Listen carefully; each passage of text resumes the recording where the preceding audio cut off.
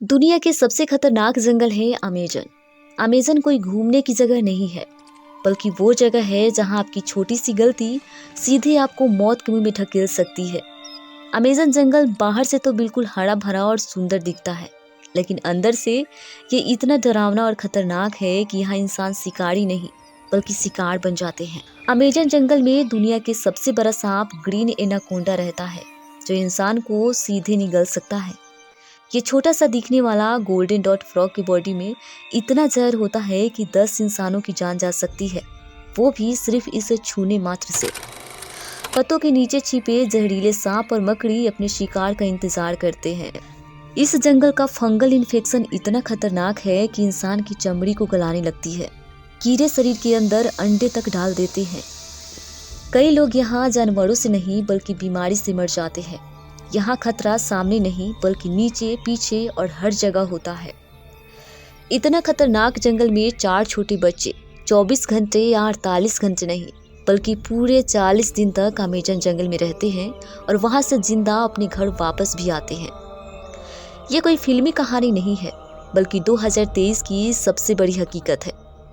आज हम जानेंगे कि कोलंबिया के ये 4 छोटे बच्चे कैसे अमेजन जंगल में पहुंचे और वहां से सेफली वापस अपने घर आए।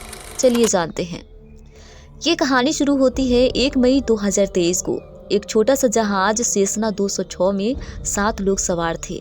एक पायलट, एक आदिवासी नेता और एक माँ और उसके 4 छोटे बच्चे, जिनकी उम्र थी 13 साल, 9 साल, 4 साल और सबसे छोटा 11 महीना का था।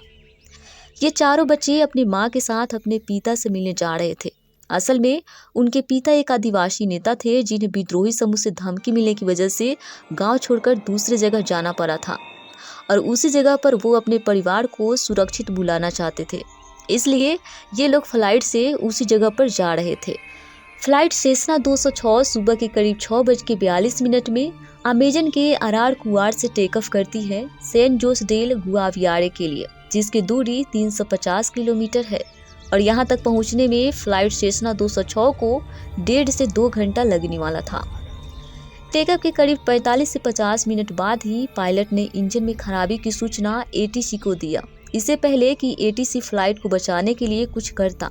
मैसेज मिलने के तुरंत बाद ही फ्लाइट रडार से गायब हो गया और अमेजन के सबसे घने इलाके कावेटा और गुआवियारे के बीच हजारों फीट ऊपर से अमेजन के जंगल में क्रैश हो जाता है। इस हादसे के ठीक पहले पायलट ने रेडियो पर बताया था कि इंजन में प्रेशर कम हो रहा है। इसके कुछ ही मिनट बाद पायलट ने मेडे मेडे कहा, जिसका मतलब था कि इंजन पूरी तरह से फेल हो चुका है। फ्लाइट पेड़ों की ऊंची टहनियों से टकराता हुआ जमीन पर गिरा था और यह टक्कर इतनी जबरदस्त थी कि फ्लाइट का अगला हिस्सा, जिसे नोज कहते हैं, पूरी तरह से टूट गया था। इस हादसे में पायलट, आदिवासी नेता और बच्चे की मां की मौके पर ही मौत हो गई थी। लेकिन असली कहानी तो अब शुरू होती है।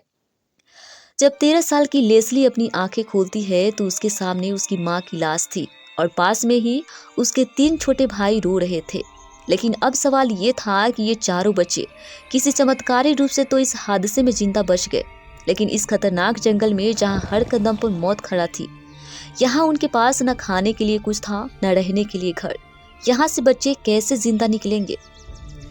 यहाँ पर लेस्ली की सूझबूझ ने इन चारों को इस मौत के जंगल से बाहर निकाला।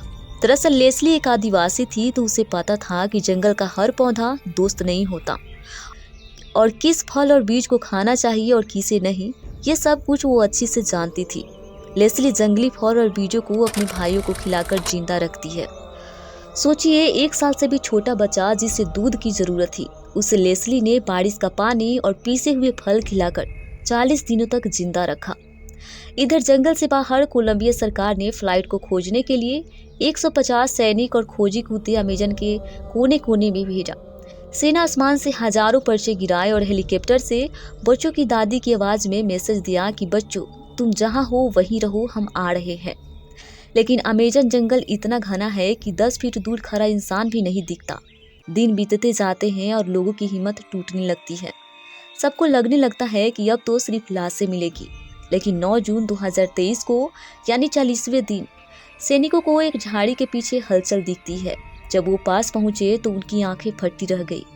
चारों बच्चे एक साथ लेटे हुए थे, और लेस्ली के हाथ में उसका सबसे छोटा भाई था। बच्चे इतने कमजोर हो गए थे कि ठीक से बोल भी नहीं पा रहे थे। उन चारों को उस जंगल से बाहर निकाला जाता है और कोलंबिया के राष्ट्रपति ने इस दिन को पूरे देश के लिए खुशी का दिन बताया था। ये कहानी हमें सिखाती है कि विपरीत सिचुएशन में भी अगर हौसला न हारा जाए तो प्रकृति भी आपका साथ देती है।